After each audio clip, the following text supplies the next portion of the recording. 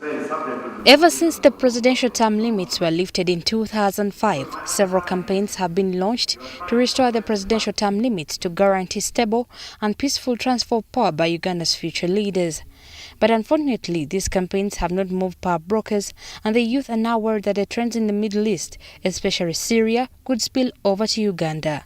Speaking during the National Youth Festival in Kampala, the youth expressed concern that poor democratic governance might lead Uganda into that direction.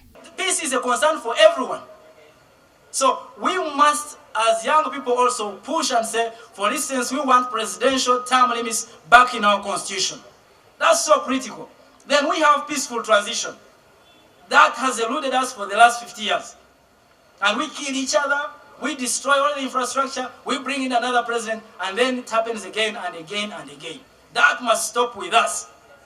This generation has the capacity, has the ability to ensure that there is a proper legal framework where we can enjoy a peaceful and civil transition from one president to another. It is possible. Can we try to move as a united one to achieve a better tomorrow for all these young people? War might not solve a problem in Syria, but I would like to appeal that the biggest losers, even now, those who have used chemical weapons, are these young people. Several arguments have mainly been based on the Pan-African Charter on Elections and Governance, which prescribes term limits for African heads of state.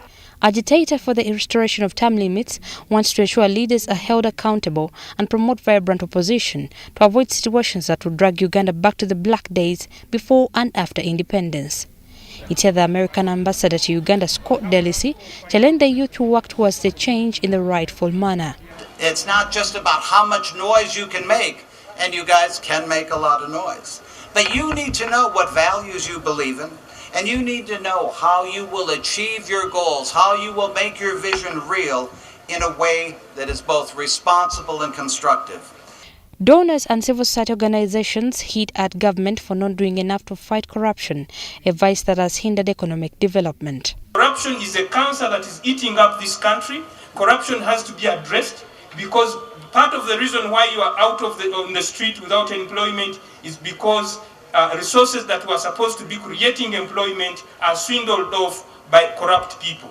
Government has for some time been under pressure from donor partners, questioning its will in the fight against corruption that has instead persisted with at-time culprits walking free due to weak laws. Shamim Batalwo, WBS News, Kampala.